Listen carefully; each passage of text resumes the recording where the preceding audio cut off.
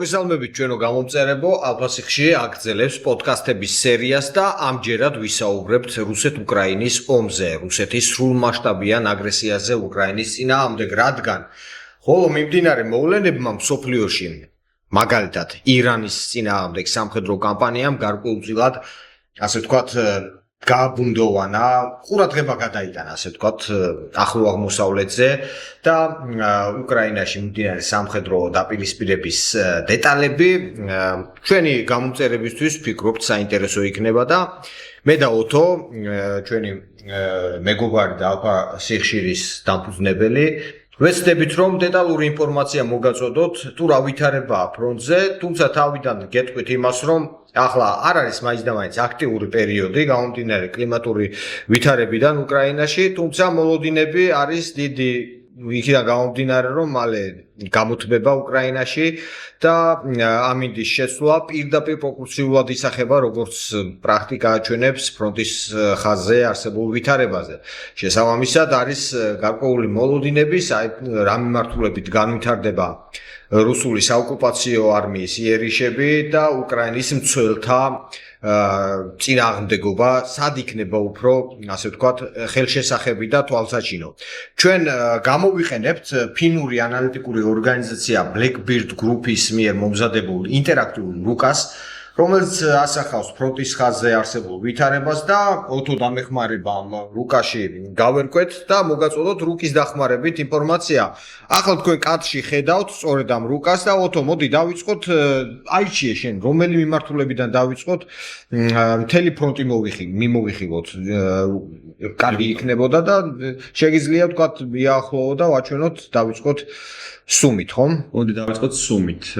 სუმის ოლქში ამ ეტაპზე არ არის ისეთი მასირებული იერიშები რუსების მხრიდან, როგორც იყო ეს პირობითად 2025 წლის შუა პერიოდში და შემდგომ უკვე ბოლოსკენ იქ ფიქსირდებოდა, იდეაში არც მაშინ არ ყოფილა რაღაც მნიშვნელოვანი მექანიზირებული დანაყოფების მხრიდან იერიშები, ჯავშან ტექნიკით, უბრალოდ იყო ფიქსირდებოდა ინფილტრაცია მოიერიშე ჯგუფების მხრიდან სახორცე შტურმებზე უშვებდნენ ჯარისკაცებს იმისათვის, რათა მაქსიმალურად ღრმად შესულიყვნენ დაეკავებინათ იქ პოზიციები, შემდგომ აეფრიალებინათ იქ რუსული დროშები და ეს რუსულ პროპაგანდას გაეყიდა იმგვარად, რომ ჩვენ ინიციატივას ვინარჩუნებთ თუ არა მხოლოდ პირობითად აღმოსავლეთ ფრონტზე, არამედ ჩრდილოეთიდანაც ვუტევთო და იქიდან შევძლებთ ესე ვთქვათ გვაქვს რესურსი, რომ უფრო ღრმად შევიწიოთო კიევის მიმართულებით. პირობითად ეს იყო ერთგვარი პროპაგანდაზე მორგებული სცენარი, რამაც რა თქმა უნდა ვერ გაამართლა, თუმცა იქ გარკვეულ ზონებში, წითელ ესე ვთქვათ, წითელ ჩარჩოში მოქცეულ სივრცეში რუსები ფიქსირდებიან, არიან შემოჟონილები, იკავებენ რამდენიმე დასახლებას, თუმცა პასუხი იმაზე თუ რატომ არ ცდილობს უკრაინა იმას რომ ეს ზონა სრულად გაასუფთავოს და ალაგმოს რუსების ამ მხრიდან შემოჭრა და იქ ადგილზე ყოფნა არის ის რომ რეალურად არ სჭირდებათ დიდი დანაკარგების მიღება, აი ამ მოცემულობით მათ შეუძლიათ უკვე დიდი ხნის განმავლობაში შეინარჩუნონ სიტუაციის სტატუს quo და ანადგურონ რუსები იმ ტერიტორიაზე, სადაც დამატებითი. მოდი აქ პატარა დამატებით კითხვას დაგისვამ, რატო არის მნიშვნელოვანი რუსეთის არმიისთვის, საოკუპაციო არმიისთვის შეტევის ამ მიმართულებით განვითარება? აი რა სიღრმე აქვს აქ? რეალურად როდესაც დაიწყეს პირველად სუმის მიმართულებაზე გამოჩენა რუსებმა, ეს იყო 2025 დასაწყისი, მათი ამბიციური გეგმა ისახავდა იმას, რომ გაერღვიათ აქ ფრონტის ხაზი და შემოსულიყვნენ ქალაქის სუმის შემოგარენში, რაც რა თქმა უნდა ქაოსს შექმნიდა მოლაპარაკებათა პროცესშიც ამერიკელებისთვის რუსების მხრიდან იქნებოდა ერთგვარი არგუმენტაცია, რომ აი უკრაინელებს არ აქვთ იმგვარი პოზიცია ბრძოლის ველზე, რომ მათ გააჩნდეთ, ესე ვთქვათ, სწორად მოლაპარაკებების წარმართვის უნარი მათ სასარგებლოდ. რაც გულისხმობს იმას, რომ წაგებულის პოზიციაში უნდათ რომ ეჩვენებინათ უკრაინელები მოლაპარაკებებში, რასაც უნდა მოყოლოდა ამერიკელების მხრიდან უფრო მეტი პრესინგი, რომ აი თქვენ ინიციატივას ყველა ზონაში კარგავთ და ამიტომ ჯობს დათმოთ იმისათვის, რათა მთელი უკრაინა არ დაკარგოთ. ნუ ეს იყო ერთგვარი პოლიტიკური ხრიკი რუსების მხრიდან, რაც უნდა გამყარებული იყოს სუმში შემოწვით, თუმცა რა თქმა უნდა ისინი გაყინულები არიან იქ, სადაც აი ეს ინფოგრაფიკული ზონა გვაჩვენებს ახლა და ნადგურდებიან ძალიან ხშირად. ამ Blackbeard Groups ფინურ ორგანიზაციას ნაჩვენები აქვს, რომ აი აქ ეს არის ბოლო განახლება ამ რუკის მოხდა 11 მარტს. ნაჩვენებია რუსული არმიის იერიშების მიმართულებები. ეს არის სუმის სამხრეთით, სამხრეთ-აღმოსავლეთ ნაწილი არის.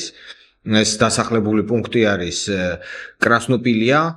აქ არის ორი მიმართულებით, თითქოს რუსები ცდილობენ წინსვლას. რამე აქ ფიქსირდება მოიერიშე ქვეითთა ჯგუფების შემოსვლა, შემოჟონვა სახალხო შტურმები ქვია იმ ტაქტიკას, რასაც ახლა რუსები მიმართავენ და ინტენსიურად ნადგურდებიან უკრაინელების მხრიდან FPV კამიკაძე დრონებით თუ ბომბერდონების გამოყენებით. იქ რეალურად მექანიზირებულ შტურმს აზრი არ აქვს, იმიტომ რომ რამდენჯერაც სადეს ჯავშანტექნიკის შემოყვანა ძალიან იმაზე მარტივად გაუნადგურდათ ეს ჯავშანტექნიკა, ვიდრე შეიძლება ცოცხალ ძალას ანადგურებდა, იმიტომ რომ ცოცხალი ძალის ტაქტიკა რუსებს ბოლო 1 წლის განმავლობაში აქვთ იმგვარი, რომ შემოჟონვას ახდენენ ცალკეულ რაიონებში 5 კაციანი, 10 კაციანი, 15 კაციანი ჯგუფებით, იფანტებიან, შემდგომ ეს 15 კაცი იფანტება ორ-ორ წყვილად, ცალკეულ ზონებში შედიან და იქ ცდილობენ გამაგრდნენ, თუმცა ამათაც საკმაოდ დეფექტიანად ანადგურებენ ბოლო პერიოდში უკრაინელები. ამგვარად ერთგვარი პროპაგანდისტული ინიციატივის ფონის შექმნა სურდა, იმიტომ არის მუდმივად ცდილობები, რომ ამ და სხვა მიმართულებებზე ინიციატივა შეინარჩუნონ და შემოუშვან მოიერიშე ჯგუფები. მოდი აი უკვე გადავინაცვლოთ უფრო სამხრეთის მიმართულებით და აქ უკვე შემოდის ეს არის ბელგოროდის ოლქის მიმდებარე ტერიტორია, სადაც კრემლის პროპაგანდისტები მუდმივად საუბრობდნენ იმაზე, რომ აქ ბუფერული ზონა უნდა შეექმნათ. აქ როგორც ჩანს ამ ანალიტიკურ ორგანიზაციას არ აქვს დატანილი შეტევის ახალი მიმართულებები, როგორც ჩანს ერთგვარი სტატიკურია. რეალურად სტატიკურია დაახლოებით 1 წელზე მეტია, ცვლილებები არ ხდება. კი გარკვეულ არის დღეები, როდესაც უფრო ღრმად შედიან, არის დღეები, როდესაც ეს ღრმად შემოსული ქვედანაყოფი იქნება თუ ეს ინფილტრირებული რამდენიმე ჯარისკაცი შემდგომ ნადგურდება უკრაინელების მხრიდან დრონების საშუალებით. ამგვარად ბოუჩანსკის აი ეს ზონა არის ერთგვარად გაყინული და იქ დინამიკა სერიოზული შეტევისა არ ფიქსირდება და რეალურად რუსებს არც აქვთ იმდენი ძალები ახლა იმისათვის, რათა აღმოსავლეთშიც და სამხრეთშიც ჰქონდეთ ინტენსიური ესე ვთქვათ შეტევის ტემპი და შენარჩუნებული ჰქონდეთ ასევე თუნდაც ვოჩენსკის მიმართულებაზე. მოდი აი გადავიდეთ ახლა ყველაზე ერთ-ერთი ყველაზე აქტიური ზონა ეს არის ლუჰანსკის ეს არ გამოდოთ. კუპიანსკი ხარკოვის ოლქს ეკუთვნის, ეს არის ქალაქი, რომლის აღების შესახებაც პუტინს საზეიმოდ უპატაკა გენშტაბის უფროსმა და სამხედრო ხელმძღვანელობამ გერასიმოვს გულისხმობ. შემდგომ რამდენიმე დღის გასვლის შემდგომ იქ ჩავიდა ზელენსკი, გადაიღო ცნობილი ვიდეო კუპიანსკის შესასვლელთან და უთხრა მოსახლეობას და მსოფლიოს, რომ კუპიანსკი არის და რჩება უკრაინელების კონტროლ ქვეშ. რეალურად კუპიანსკში რამდენიმე ესე ვთქვათ რაიონია, სადაც რუსები არიან შემოჟონილები და რჩებიან, ზუსტი რაოდენობა მათ ესე ვთქვათ რიცხვზე, ანუ ზუსტი მონაცემები უბრალოდ მათ რაოდენობაზე არის უცნობი. ზოგი მონაცემით ეს არის 60 ადამიანი, ზოგი მონაცემით არის 100 ადამიანი. თუმცა რუკაზე რასაც ვხედავთ, აი დაახლოებით 2/3 მინიმუმ 2/3 არის უკრაინელების კონტროლის ქვეშ. თან ასევე აღსანიშნავია ისიც, რომ კუპიანსკში მყოფი რუსები მომარაგებას ახდენენ დრონებით, აერიდან უყრიან მათ საკვებს, ამუნიციას და ამ დრონზე იქ რჩებიან ეს რუსები, თუმცა ბოლო დღეების განმავლობაში რამდენიმე კვარტალში ასევე განხორციელდა კონკრეტებითი ოპერაციები უკრაინელთა მხრიდან და საკმაოდ წარმატებით გაიწმინდა ეს შენობები და ნაწილი დანებდა ჯარებს. ნუ აქ რუსები ვერ ახდენენ, ესე ვთქვათ, იმ დონეზე ინფილტრაციას და იმ ძალებისა, რომ ქალაქს რაღაცა ოკუპაციის საფრთხე დაემუქროს. თუმცა ამ დასახლებული პუნქტის დიდი ნაწილი საბრძოლო მოქმედების შედეგად დანგრეულია და საკმაოდ, ესე ვთქვათ, დიდი ზიანია მიყენებული. თუმცა უკრაინელები პოზიციებს სრულად ინარჩუნებენ. სიღრმიდან ბომბავენ, ხომ, ავიაციით და არტილერიით? ავიაციითაც ბომბავენ, არტილერიითაც და დრონების ფონზეც, რა თქმა უნდა, ზიანი ფიქსირდება, იმიტომ რომ აქ რუსები იყენებენ კუპიანსკში არაერთ შემთხვევა იყო, რომ რუსებმა გამოიყენეს არა მხოლოდ გამიკადე დრონები, ან ბომბერები. ბომბერ დრონებში რუსებს ძალიან, ესე ვთქვათ, ჩამორჩებიან ბომბერ დრონებში, ტექნოლოგიებში უკრაინელებს, თუმცა მათაც განავითარეს ეს ტექნოლოგია. ანუ იმის თქმა მინდა რომ ამ ქალაქს ურტყამენ არა მხოლოდ ცნობილი და კონვენციური საშუალებებით, არამედ შაჰიდის ტიპის გამიკადე დრონებითაც არაერთხელ დაუთხამთ, მაგრამ წარმატებას ამ დროისთვის ვერ აღწევთ. აბა კიდევ უფრო სამხრეთით გადავინაცვლოთ, აქ მე ვხედავ აი შეტევის მიმართულებას, ეს არის კუპიანსკის სამხრეთით მდებარე რეგიონი. ახლა ჩავდივართ უფრო სამხრეთით, რომ ნახოთ ყველაზე მნიშვნელოვანი, სადაც აი ამ ზონაში ახლა აქედან ჩამოვყევით, ყველაზე მნიშვნელოვანი უკრაინელებისთვის თავდაცვითი ზონა არის სწორედ ლიმანში. ლიმანსაც უტევენ 1 წელს, თითქმის 2 წელია უტევენ ამ მიმართულებას. აქ პოზიციებს ინარჩუნებს აზოვის მესამე მოიერიშე კორპუსი, რომელსაც ხელმძღვანელობს გენერალი ანდრეი ბილეცკი. და ამ დრომდე საკმაოდ წარმატებით იგერიებენ რუსების შეტევებს, მაგრამ მე დარწმუნებული ვარ, რომ როდესაც ესე ვთქვათ, გამწვანდება რელიეფი და სადღაც აპრილი-მაისიდან აი ამ ზონაში სწორედ ვიხილავთ ინტენსიურ შეტევებს რუსების მხრიდან და შესაძლოა მექანიზირებული ნაწილებიც აქტიურად ჩაერთონ. ახლა რუკაზე ვხედავთ, რომ გარკვეულად ცდილობენ ალყაში მოაქციონ, იმიტომ რომ აი ფლანგიდან არის ეთეში.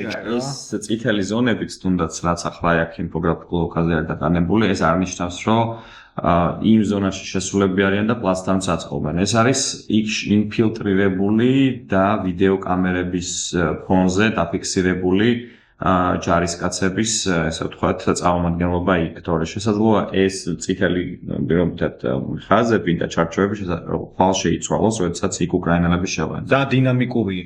დინამიკურია, რეალურად ფრონტის ხაზი არის ძალიან მოძრავი, თუმცა არა მასშტაბურად. ძალიან მოძრავი იმ მხრივ, რომ გამოჩნდა დრონები და დრონებმა აბსოლუტურად შეცვალეს ის კონცეფციები, რაც კონვენციურ ომს ახასიათებდა პირობითად ამ ომის დაწყებამდე. ამგვარად იქ თუ სადღაც ფიქსირდება წითელი ზონა რუსების შესვლისა, ეს არნიშნავს იმას, რომ ისინი მას აკონტროლებენ, იმიტომ რომ მუდმივად იბომბებიან უკრაინული დრონების მიერ. რომელ რეგიონზე გავამახვილოთ ახლა თო ყურადღება? ყველაზე მნიშვნელოვანი, სადაც საბრძოლო მოქმედებები, ესე ვთქვათ, აქტიურად მიმდინარეობს. ეს არის ასევე, რა თქმა უნდა, კონსტანტინოვკა. კონსტანტინოვკა სხვა შორის არის ერთ-ერთი მთავარი შეტევის მიმართულება რუსების მხრიდან და მე დარწმუნებული ვარ, რომ ერთ-ერთი ყველაზე დიდი იერიშები სწორედ კონსტანტინოვკის მიმართულებით დაიწყება, იმიტომ რომ აი ამ კონსტანტინოვკიდან რუსები ეცდებიან, რომ ხაზი გაჭრან ეს საავტომობილო გზა ცენტრალიზ მომარაგების ლოგისტიკური კავშირდება აქეთ მთავარ ქალაქებს კრამატორსკს და ზემოთ არის სლავიანსკი, ხო? ანუ არის თქმა უნდა, იცი, შეტევა როდესაც გაინტენსიურდება ალბათ აპრილი-მაისიდან, რუსები ეცდებიან, რომ გარკვეულმა ნაწილმა შეუტიოს დიდი დაჯგუფებისა კონსტანტინოვკის მხრიდან, ხოლო მეორე ნაწილი პრესინგს დაიწყებს ეგ სადღაც ლიმანზე. ეს იმისათვის, რათა დონბასის დაჯგუფებას შეუქმნან არსებობის საფრთხე და ერთმა ნაწილმა სადაც ლიმანიდან სლავიანსკის მიმართულებით გარღვევა, ხოლო კონსტანტინოვკიდან კრამატორსკისკენ სადაც სამხრეთის ფლანგებიდან შეტევის ფონზე. რამდენად გამოვუვათ, მე მეჭვი მაქვს დარწმუნებული ვარ, ვერ გამოვუვათ, იმიტომ რომ რეალურად საკმაოდ დიდ დანაკარგებს განიცდიან ყოველდღიურად, ყოველკვირეულად, ყოველთვიურად და ეს მხოლოდ მზარდია მათი დანაკარგები. ეს დანაკარგები კი პირდაპირ პროპორციულად დაისახება წარმატებული შეტევის მიმართულებებზე ცალკეულ ზონებში. ხო, ასევე ყბადაღებული პოკროვსკი, ეს არ უნდა გამოგრჩეს. მართალია პოკროვსკი და მირნოგრადი არის გაწითლებული ამ რუკაზე და ასევე უკრაინელთა deep state-ის რუკაზეც არის გაწითლებული, თუმცა მე მაქვს ინფორმაცია ადგილზე მყოფი სამხედროებისგან, რომ პოკროვსკის ჩრდილოეთი ნაწილი მიუხედავად იმისა, რომ ეს რუკაზე გაწითლებულია და ასევე უпростоრ ჩრდილო-დასავლეთი ნაწილი და ასევე მირნოგრადის დასავლეთი ნაწილი არის ერთგვარ რუხ ზონაში მითითებული, რაც ნიშნავს იმას, რომ რუსები მას ვერ აკონტროლებენ, არც უკრაინელები აკონტროლებენ და ერთგვარი დრონების ბატალიების სივრცედ არის აღქმული, რომლის ფონზეც გადაადგილება ნებისმიერ ჯარისკაცისთვის ძალიან დიდი რისკია და სიკვდილთან არის თითქმის გათანაბრებული, იმიტომ რომ აი ამ ზონებში უკრაინელებისა და რუსების მხრიდანაც ასეულობით დრონი ოპერირებს ყოველდღიურად, რაც ქვეითებისთვის გადაადგილებას და წარმატებულ რაღაცა ტაქტიკურ ან კიდევ უფრო მეტად ოპერატიულ გარღვევაზე საუბარს ჯერჯერობით ხო, აქ ერთ დეტალს ვიტყვი, აქ რუკის ლეგენდაში მოხდეს. ეს წითელი წყვეტილი არის სავარაუდო ფრონტის ხაზი. კი ბატონო. სავარაუდო ფრონტის ხაზი, რადგან გამომდინარე იქ რაზეც გაამახვილა ყურადღება, საკმაოდ დინამიკური არის. ამაზე არაერთი საერთაშორისო ანალიტიკური გამოცემა ამახვილებს ყურადღებას, მაგალითად ომის შემსწავლელი ინსტიტუტი, რომ ყოველდღიურად იცვლება, ხელიდან ხელში გადადის საკმაოდ მცირე ტერიტორიები. თქვათ, ერთ დღეს თუ უკრაინის არმია გარკვეულ ტერიტორიას ათავისუფლებს, შეიძლება მეორე დღეს გარკვეულ მოიერიშე ჯგუფებმა რუსეთის მხრიდან დაიკავონ ის ტერიტორია, შემდეგ ისევ დათმონ. ანუ ეს მცირე მასშტაბის გადაადგილებებს აქვს ადგილი, სტრატეგიული ცვლილებები, რასაც მე ვხედავ, არ არის, არ ფიქსირდება და შენ რა სიტყვა? არც ოპერატიული ცვლილებებია, ანუ სტრატეგიული ცვლილება უკვე ნიშნავს იმას, რომ ომის დინამიკა იმგვარად უნდა წარიმართოს, რომ ერთი ან მეორე მხარისთვის უკვე გამარჯვების, ესე ვთქვათ, წინაპირობა, ხო, გამარჯვების წინაპირობა დაიწყოს, ესე ვთქვათ. და ეს მოცემულობა არ დგას არც სტრატეგიულზე, არც ოპერატიულ მიმართულებებზე ვერ ხდება ერთ-ერთი და ვერც მეორე მხრიდან ფრონტის ხაზის გარღვევა, რაც ქმნის ერთგვარ სტატიკურ ჩიხურ სიტუაციას და ამის ფონზე რუსებს დასახული აქვთ პროგრამა მინიმუმ დონბასის აღება, მე გამოურიცხავ პირობითად 2026 წელს მათ შეძლონ ამ ამოცანის შესრულება, შესაძლოა 2027-ში ვერ შეძლონ. ამასობაში კი მათი ცოცხალი ძალის რესურსი იმდონეზე იფიტება, რომ ყოველთვიური ესე ვთქვათ რაოდენობა განადგურებულებისა ცოცხალი ძალის მხრივ აღემატება კონტრაქტით არმიაში შეერთებულთა საერთო რაოდენობას. იანვარში ჩამოც ესე ვთქვათ აცდენა ამ ბალანსისა იყო დაახლოებით 8000 ჯარისკაცი. ეს შენარჩუნდა ასევე თებერვალში სადღაც 7000 იყო აცდენა და კიდევ უფრო მზარდია ეს პროცესი. ამგვარად პუტინს მე დარწმუნებული ვარ, რომ მოუწევს ან დიდი მობილიზაციის გამოცხადება, ან რაღაცა, ასე ვთქვათ, მოლაპარაკებების გზით წასვლა, თუმცა მოლაპარაკებების გზით პუტინი ვერ წავა, იმიტომ რომ მისი ეკონომიკა საომარი ეკონომიკიდან მშვიდობიან ეკონომიკაზე ვერ გადმოერთება იმ ფონზე, რომ მისი, ასე ვთქვათ, ეს რეჟიმი შემდგომ ძალიან დიდი საფრთხის ქვეშ აღმოჩნდება. ამგვარად მე მგონია, რომ ეს სიტუაცია კიდევ დიდხანს შენარჩუნდება, რომელიც გულისხმობს სტატიკურობას და ჩიხურ მოცემულობას ფრონტზე. ეხლა გავშალე მე მივაახლოვე ადგილი, ეს არის სამხრეთის ფრონტი, სადაც ცნობილი კონტრიერიშები განვითარდა უკრაინის არმიის, ამ რუკაზეც დატანილია კონტრიერიშების მიმართულება და ასევე არის ცნობილი გულიაპოლეს მიმართულებაზე გარკვეული სოლისებური გაჭერა, სადაც მოახერხეს რუსებმა. ამაზე რა ინფორმაციას გვაქვს? გულიაპოლეზეც მიუხედავად იმისა, რომ აქ გაწითლებულია ეს ზონა, საკმაოდ დიდი ნაწილი ქალაქისა, ძირითადად ჩრდილო-დასავლეთი ეს სექტორები, აი აქ სადღაც ეს რეალურად არის უფრო ნაცრისფერი ზონა, რომელსაც ვერ აკონტროლებენ ვარც რუსები და უფრო მეტად საცეცხლე კონტროლზე ყავთ აყვანილი უკრაინელებს, ანუ მათ გადაადგილებას საკმაოდ სწრაფად აფიქსირებენ და შემდგომ ანადგურებენ მათ ძალებს. რაც შეეხება უკრაინელების აი ამ შეტევას, ეს უფრო ვიტყოდი, რომ არის ტაქტიკური მანევრები, ეს არ არის რაღაცა ისეთ სერიოზული ოპერატიული გარღვევა, ტაქტიკური მანევრები, რომელიც მიმართულია პოზიციების გასაუმჯობესებლად საბრძოლო სიტუაციების მათ სასარგებლოდ გარკვეულ სექტორებში გადმოსაყვანად და ამგვარად ეს არის კიდევ ერთი მანიშნებელი იმისა, რომ ფრონტი ჯერჯერობით არ არის იმგვარად დინამიკური, რომელიც რაღაცა მნიშვნელოვან ცვლილებებს შეიტანს საერთო სურათში. თუმცა ის, რომ უკრაინელებს შესწევთ ადგილზე ტაქტიკური შეტევებით პოზიციების გაუმჯობესება, ეს კაფეოდ მიანიშნებს მათ უნარზე, რომ ინარჩუნებენ სამხედრო ძალას წინააღმდეგობა გაუწიონ რუსების ამ იერიშებს. ოტო, ახლა მე ხაზზე მყავს სწორედ ამ Blackbeard გრუპის ექსპერტი, სამხედრო ექსპერტი. იცი, იმისკენაც წავსულიყავით ზაპოროჟიესკენაც, სადაც ეხლავე აი მივაახლოვებ ზაპოროჟიეს მიმართულებას და ვნახოთ რა სიტუაცია გვაქვს ზაპოროჟიესკენ.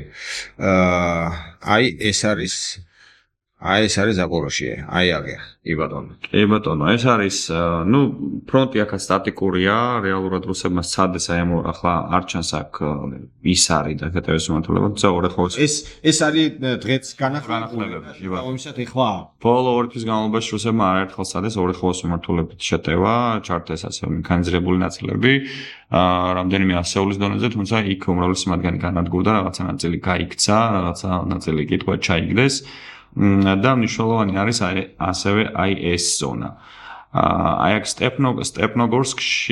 სტეპნოგორსკიდან პრიმორსკოეს მიმართულებით რუსები ბოლო ორი თვის განმავლობაში აქტიურად ცდილობდნენ გაჭრას და ეს მიმართული იყო იმისათვის, რათა მაქსიმალურად აი ამ გზების გავლით მიახლოვებოდნენ ქალაქ ზაპოროჟიეს, საცეცხლე, ახლა ზაპოროჟიეს აღებას ღაპარია საერთოდ ეს ომი ისე დასრულდება, რა თქმა უნდა, რომ ზაპოროჟიე რუსები ვერ აიღებენ, იმიტომ რომ სადაც 800,000-იანი ქალაქია თავისი გარშემოწრიული თავდაცვებით და პლუს წყალი. ხო, რა თქმა უნდა, არაერთი ბუნებრივი ბარიერია მისადგომებთან, თუმცა მიზანი იყო ის, რომ ახლოს მისულიყვნენ ზაპოროჟიესთან, საცეცხლე კონტროლზე აიყვანათ артиლერიის მხრიდან და ასევე საავიაციო დაბომბვებით ქალაქი სტაბილური მშვიდობიანი ბრჭყალებში, მშვიდობიანი მოსახლეობისთვის საცხოვრებლად უვარგისი გაიხადა და იქიდან დაიწყოთ იძულებითი შიდა მიგრაციის ნაკადი. თუმცა ეს ამ ეტაპზე შეჩერებულია, საკმაოდ დიდი რაოდენობა მათი ძალებისა ამ ზონაში არის შებოჭილი და დიდი ნაწილი განადგურებული. ხო, აი აქ რეალურად იმდენი როგორც აღნიშნე, იმდენი წინააღმდეგობაა, რომ საკმაოდ რთულია, გარდა იმისა, რომ არის ხელოვნური წინააღმდეგობები და გამაგრებები. ბუნებრივი ბარიერებიც არის ასევე არის საკმაოდ დიდი რაოდენობით წრიული თავდაცვა მოწყობილი, თავისი სანგრებით, დრაკონის კბილებით და უამრავი, ესე ვთქვათ, თავდაცვითი პოზიციის ნაგებობით, რაც იქ მნიშვნელოვან მექანიზირებულ შეტევას, ასე ვთქვათ, ესე ხელს შეუშლის. ესე იგი, მოდი გადავიდეთ ამ ფინელ ექსპერტთან და დავუსვათ კითხვები. ეს ფინელი ექსპერტი არის ესე იგი, მუშაობს სწორედ ამ Blackbeard გრუპში, არის სამხედრო ექსპერტი და მისი ძირითადი სპეციალიზაცია არის სწორედ უკრაინის თემაზე მუშაობს და საკმაოდ მაღალკვალიფიციური ექსპერტი არის. გავისაუბროთ და დახმარებას ვთხოვ, რომ თარგმნოთ პასუხები, მისი პასუხები. Hello sir, how do you hear me? I won't waste your time, so my first question. ჩემი პირველი კითხვა ეხება დონალდ ტრამპის გადაწყვეტილებას ვლადიმერ პუტინთან სატელეფონო საუბრის შემდეგ ნავთობთან დაკავშირებული გარკვეული სანქციების შემსუბუქებების შესახებ. თქვენი როგორც უსაფრთხოების ექსპერტის პერსპექტივიდან რა სიგნალს უგზავნის ეს გადაწყვეტილება დასავლელ მოკავშირეებს? The signal is that the United States has various ეს სიგნალია იმისა, რომ შეერთებულ შტატებს აქვს სხვადასხვა პრიორიტეტები მთელ მსოფლიოში, როგორც საგარეო, ისე საშინაო. decisions are being made on the basis of how does this ყველა გადაწყვეტილება არ მიიღება იმის მიხედვით, თუ რა არის სასარგებლო უკრაინისთვის. როდესაც ერთდროულად რამდენიმე კრიზისია, ეს აჩვენებს, რომ აშშ-ს შესაძლოა დასჭირდეს თავისი ქმედებების გადახედვა, მათ შორის სანქციების კუთხითაც. ეს რა თქმა უნდა ცუდია უკრაინისა და ევროპისთვის. which is of course bad for Ukraine and bad for Europe. ეს ასევე მიუთითებს იმაზე, რომ აშშ-ს არ გააჩნია ინსტრუმენტების უსასრულო მარაგი რუსეთის სამშვიდობო შეთანხმებაზე დასაყოლებლად. Like an endless amount of tools to force Russia into a peace deal at the moment.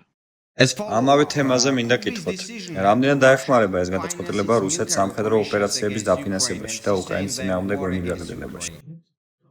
Well, basically, any sanctions that get lifted off from Russia is of course good for the Russian economy. ნებისმიერი სანქციის მოხსნა კარგია რუსეთის ეკონომიკისთვის. Continue its war against Ukraine and we're მიუხედავად იმისა, რომ რუსეთი აგრძელებს ომს და ეკონომიკურ კოლაფსზე საუბარი ჯერ დაადრევია, მათ მაინც აქვთ სირთულეები.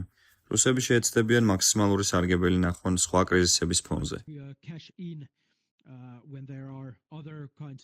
ნავთობი მათთვის შემოსავლის უმნიშვნელოვანესი წყაროა, ამიტომ ყველაფერს გააკეთებენ სანქციების გვერდის ასავლელად.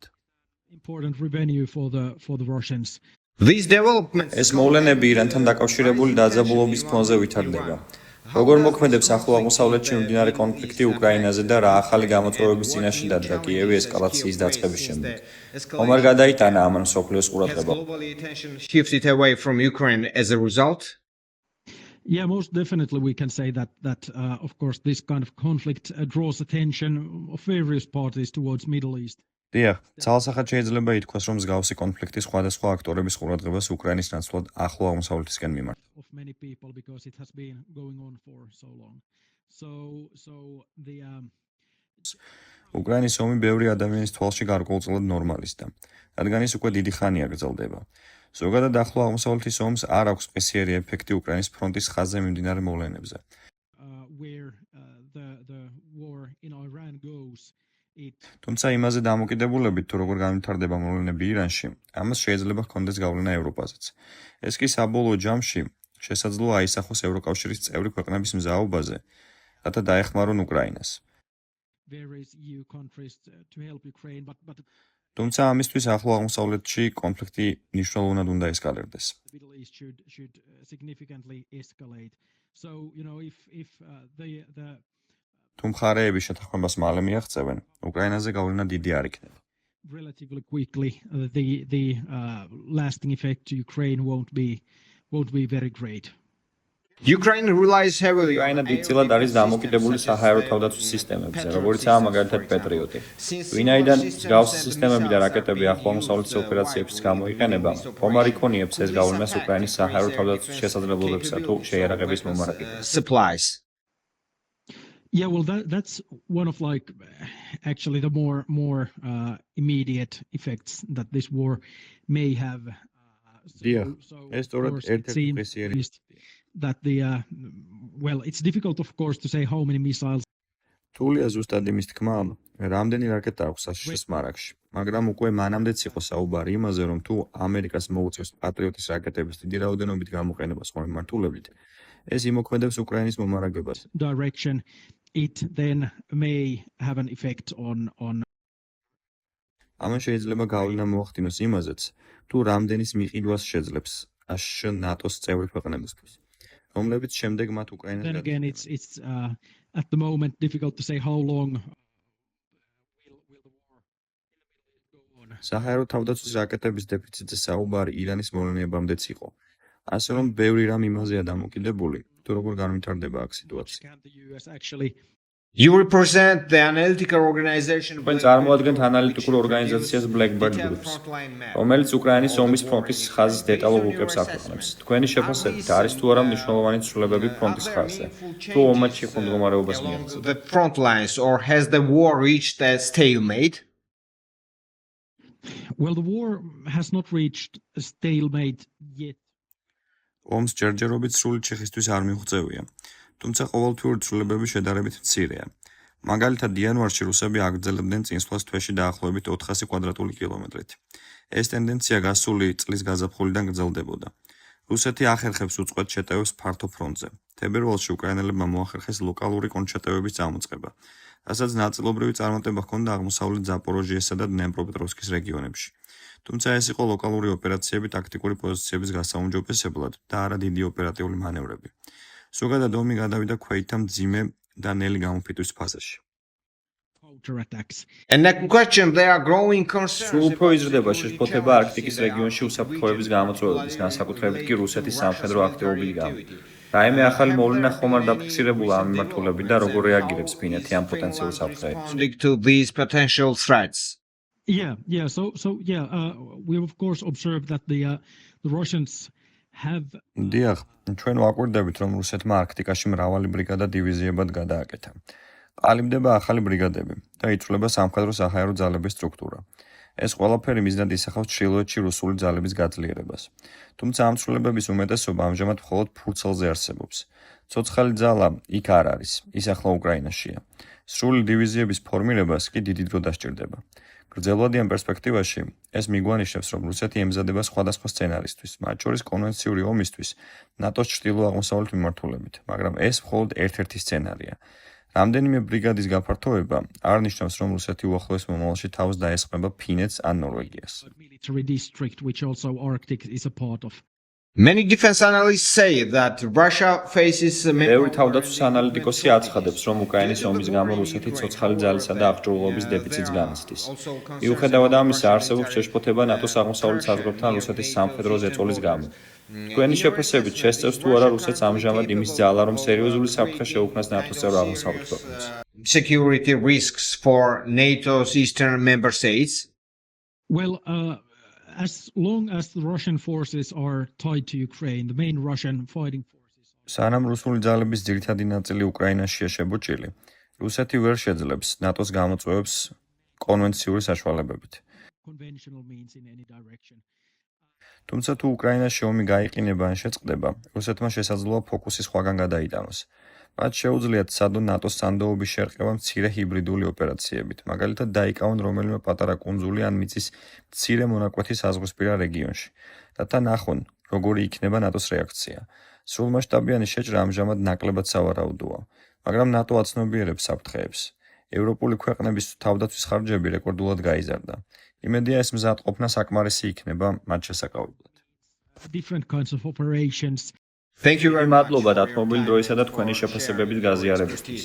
როგორც ომის რეპორტიორი საქართველოდან მე ნამდვილად ვაფასებ თქვენს მოსაზრებებსა და ჩვენთან საუბრისთვის თქვენს I truly საფრთხეს. appreciate your insights and your willingness to speak with us.